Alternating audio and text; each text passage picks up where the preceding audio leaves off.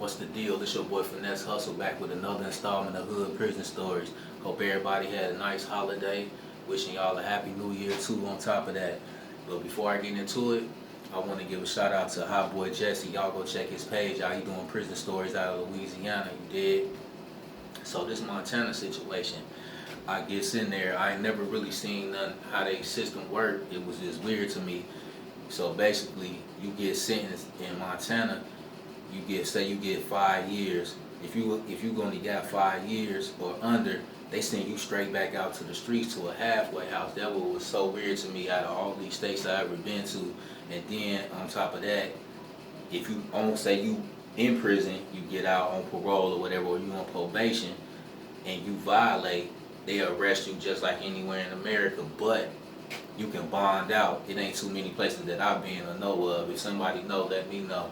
But you can bond out. Bond gonna always be 50,000, 10%. You need 5 bands to get out or whatever, right? That was one thing that was weird to me.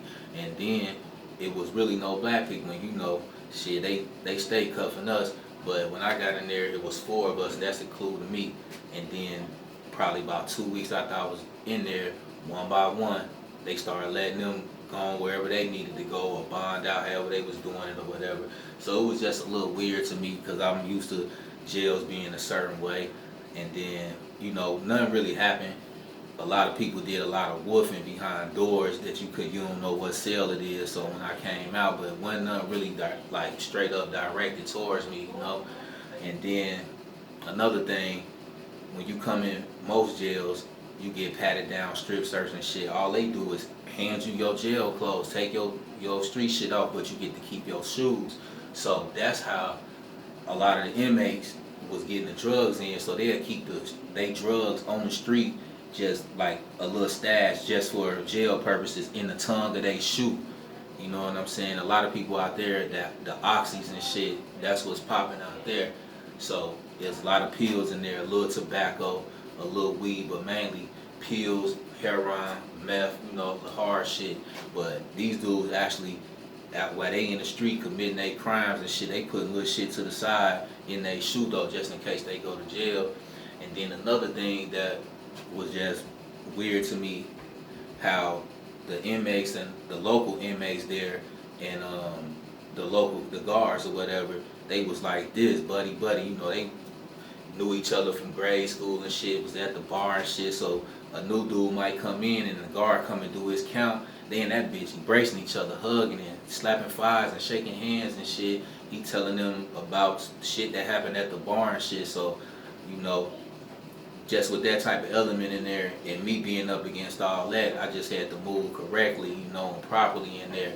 But most everything is federal, so me being in there, I'm like, it was 4 of us, so they gave me the title to be the speakers for the blacks, and then shit, after 2 weeks, shit, it was just me, so it wasn't no more of that. Then they got the Native Americans in there, they Blackfoot Indians, so they had their speakers, but everything going off Fed time, a white car, the native car, shit like that. It was only one other Mexican in there. He was from Orange County, tatted up like one of them training day ass Mexicans and shit. So me and him, we kind of got cool under the Minority Act and just was talking and shit.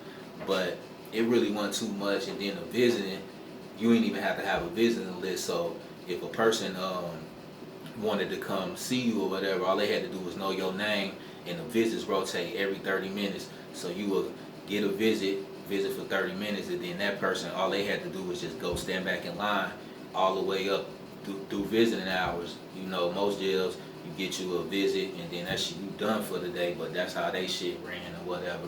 And like I said, it's all federal, so basically, what I was told while I was out there, shit, if you commit a crime and you could see the Rocky Mountains, your ass going to the feds. I don't give a fuck if it was DWI, domestic. It just was weird how when you moving around in different states, how the law apply to everybody, but they tweak it a little bit to however, you know. And then they only got 2 prisons. They got one for women, and then they got one for men. Oh, and they got a co-ed boot camp. I don't know how that worked, you know.